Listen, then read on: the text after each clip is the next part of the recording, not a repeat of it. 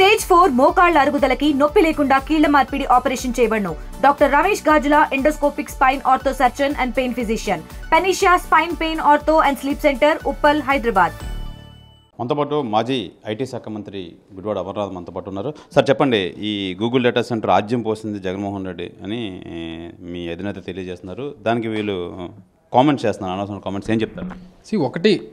ఏ project కన్నా ముందు initiation చేయడం, దానికి ఒక విజన్ ఉండడం, ఇది వస్తే ఇక్కడ మంచి జరుగుతుంది అనేటువంటి ప్రణాళికలు చేయడం అనేటువంటిది ఒక నాయకుడికి ఉండాల్సినటువంటి లక్షణం. సో అందులో భాగంగానే ఇనీషియల్గా 2021 నుంచి డాటా సెంటర్స్ని ఎస్టాబ్లిష్ చేయాలి విశాఖపట్నంలో.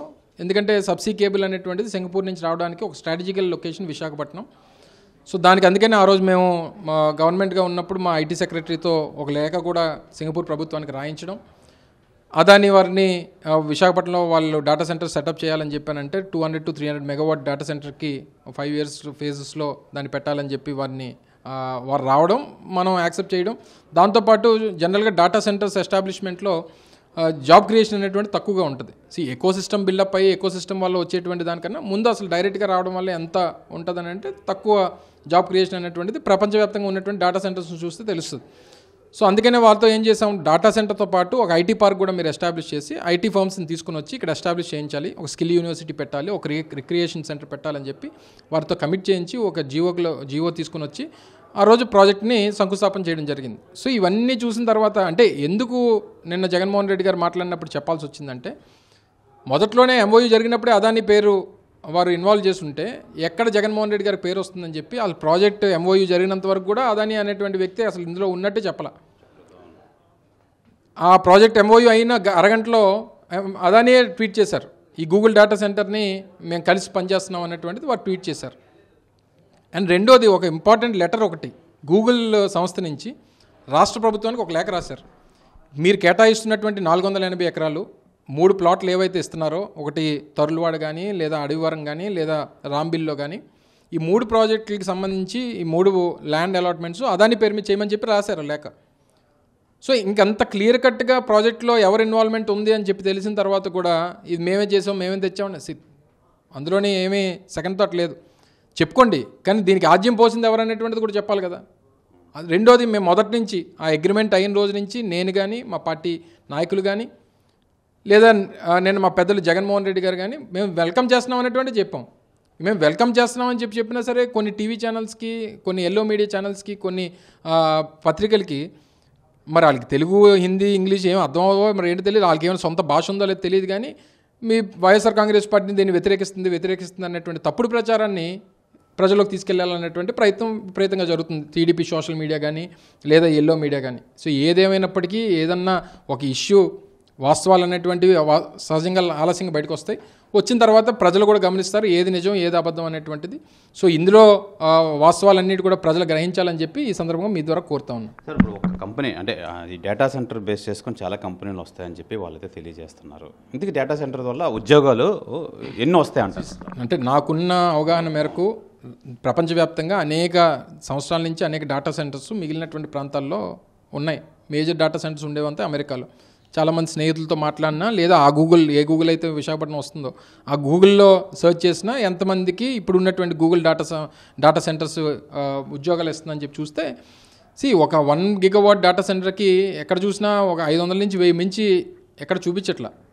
సో మనం ఏమంటామంటే ప్రభుత్వం తాలూకు బాధ్యత ఏంటి, గూగుల్ డేటా సెంటర్ వల్ల ఒక 500-1000 ఉద్యోగాలు వస్తాయి, దీని ఇకో సిస్టమ్ వల్ల 1,00,000 మందికి వస్తుందని చెప్పి చెప్పడం తప్పలేదు.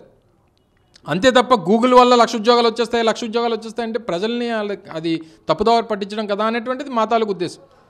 గూగుల్ నుంచి ఎన్ని ఉద్యోగాలు వస్తాయి, డైరెక్ట్ జాబ్స్ ఏంటి అనేటువంటిది క్లారిటీ ఇవ్వమని చెప్పని అడిగాము. దాని గురించి సమాధానం చెప్పమంటే అదంటారు ఇదంటారు, ఇంకో విమర్శలు చేస్తారు, లేకపోతే నోటుకు వచ్చింది మాట్లాడతారు మంత్రులు. సరే, మన క్లారిటీ ఏంటంటే డేటా సెంటర్స్ అనేటువంటివి జాబ్ క్రియేట్ చేయవని నిన్న బీజేపీ వాళ్ళు చెప్పారు కదా. బీజేపీ వాళ్ళు చెప్తున్నారు, చాలామంది మేధావులు చెప్తున్నారు, ఇంటలెక్చువల్స్ చెప్తున్నారు, అందరూ చెప్తున్నారు. సో డేటా సెంటర్స్ ఎస్టాబ్లిష్మెంట్తో పాటు ఈకో సిస్టమ్ వల్ల ఇన్ని జాబ్స్ క్రియేట్ అయ్యేటువంటి దానికి అవకాశం ఉందని చెప్పి ప్రచారం చేసుకోవచ్చు, తప్పలేదు. కానీ గూగుల్లో 1,80,000 ఉద్యోగాలు వచ్చేస్తున్నాయంటే గూగుల్ ప్రపంచవ్యాప్తంగా ఉన్నటువంటి ఉద్యోగాలే 1,80,000. అలాంటిది విశాఖపట్నంలో 1,80,000 అని అంటే ఎవరిని తప్పుదో పట్టించడానికి? సో వాస్తవాలు ప్రజలు చెప్పాలి. గూగుల్ వస్తుంది, వెల్కమ్ చేస్తున్నాం. గూగుల్ ద్వారా ఎన్ని ఉద్యోగాలు వస్తున్నాయి చెప్పండి, ఎకో సిస్టమ్ బిల్డప్ అవ్వడం వల్ల ఎన్ని ఉద్యోగాలు వస్తాయి అనేటువంటిది చెప్పాలి కదా. సో ఇది కూడా ఎప్పుడవుద్ది, ఈ ప్రాజెక్ట్ అంతా కలిపి 5 నుంచి 6 సంవత్సరాలు పడుతుంది. 1 గిగావాట్ ఎస్టాబ్లిష్ చేయడం అంటే తక్కువ సమయం కాదు, మినిమం 5 years పడుతుంది. ఇది ఎస్టాబ్లిష్ అయిన తర్వాత కదా ఎకో సిస్టమ్ బిల్డప్ అవుద్ది. ఇది అయిన తర్వాత ఇంకొక 5 సంవత్సరాలు. సో ఇదంతా కూడా 10 సంవత్సరాలు 15 సంవత్సరాల్లో పడుతుంది. సో ఏదేమైనప్పటికీ గూగుల్ ద్వారా వచ్చేటువంటి ఉద్యోగాల మీద క్లారిటీ అడిగాం మనం. సో దాని మీద క్లారిటీ ఇవ్వడం మానేసి ఏదేదో మాట్లాడుతున్నారు. మనం క్లారిటీ అడిగేసరికి వీళ్ళకి ఇష్టం లేదు, వీళ్ళు వ్యతిరేకిస్తున్నారు అనేటువంటి తప్పుడు ప్రచారాన్ని చేస్తూ ఉన్నారు. ఇవన్నీ ప్రభుత్వాలు మానుకొని శ్రద్ధ దేని మీద పెట్టాలో దాని మీద పెట్టి ఈరోజు లా అండ్ ఆర్డర్ కానీ, లేకపోతే ఇంకోటి కానీ, లేకపోతే కల్తీ మద్యం కానీ, ఇలా అనేక ఇష్యూస్, మెడికల్ కాలేజెస్ ఇష్యూ అనేక ఉన్నాయి, వాటి మీద బొరపెట్టమని చెప్పి కోరుతా ఉన్నాం. ఇప్పుడు తల్లిదండ్రులు ఎవరైనా సరే మా పిల్లలు చెన్నై కానీ, బెంగళూరు కానీ, హైదరాబాద్ కానీ వెళ్తున్నారు, వాళ్ళకి ఈ కంపెనీస్ వస్తే మేలు జరుగుతుంది, ఇక్కడే ఉంటారా అని చెప్పి వాళ్ళ ఆలోచన, ఏమంటారు మీరు? డెఫినెట్గా ఎవరైనా పుట్టినూరు వదిలేసి వెళ్ళిపోవాలని ఎవరు కోరుకుంటారు? సో అందుకనే కదా ఆ రోజు ఆజ్యం పోసాం. ఆ రోజు డేటా సెంటర్స్ విశాఖపట్నం తీసుకురావాలి, లేదా విశాఖపట్నంలో ఐటీ పార్క్స్ క్రియేట్ చేసి దాని ద్వారా ఉద్యోగాలు కల్పిస్తే ఎవరికి మంచిదని చెప్పి చేస్తాం స్థానికంగా. అలాగని చెప్పి ఐటీ పార్కుల్లోని ఐటీ ఉద్యోగాలు అంటే లోకల్ ఎంప్లాయ్మెంట్ క్రియేట్ చేయాలని కూడా లేదు. వాళ్ళకి స్టఫ్ ఉన్నటువంటి వారు, ప్రొఫెషనల్స్, వాళ్ళు క్వాలిఫైడ్ వాళ్ళని తీసుకుంటారు. ఈరోజు ఇన్ఫోసిస్ తీసుకుని వచ్చాం. సో కాకపోతే 60-70% మన ప్రాంతంలో ఉన్నటువంటి పిల్లలు పనిచేస్తున్నారు. సో ఏదేమైనప్పటికీ ఇక్కడ జాబ్ క్రియేషన్ జరిగితే ఈ సిటీ తాలూకు గ్రోత్ పెరుగుతుంది. ఆ రోజు స్టీల్ ప్లాంట్ రావడం వల్ల, లేకపోతే సెంట్రల్ గవర్నమెంట్ ఆర్గనైజేషన్స్ రావడం వల్ల, లేదా ఇక్కడ హెల్త్ సిటీ రావడం వల్ల, లేదా ఐటీ పార్కులు ఆ రోజు రాజశేఖర రెడ్డి గారి దయ వల్ల క్రియేట్ చేయడం వల్ల, ఇవన్నిటి వల్ల ఈరోజు విశాఖపట్నానికి ఈ ఫోకస్ అనేటువంటిది వచ్చింది. సో ఈ ఫోకస్ ఇప్పుడు మీరు కూడా చూస్తున్నారు, గడిచినటువంటి 15-20 రోజులుగా ఫోకస్ అంతా విశాఖపట్నం మీద ఉందా? అమరావతి అనేటువంటి డిస్కషన్లో ఉందా? అమరావతి అనేది డిస్కషన్లో లేదు కదా. ఈ మాట కదా ఆ రోజు జగన్మోహన్ రెడ్డి గారు చెప్పారు, విశాఖపట్నాన్ని గ్రోత్ ఇంజిన్గా ఈ రాష్ట్రానికి చేద్దాం, దీన్ని చేస్తే ఇది రాష్ట్రాన్ని నడిపిస్తుంది అనేటువంటి మాట ఆ రోజు చెప్పింది ఈరోజు నిజమవుతుంది కదా. సో అది ఒక లీడరు విజన్ ఉన్నటువంటి విజను ఆ రకంగా ఉండాలన్నటువంటిది మా తాలూకు ఉద్దేశం.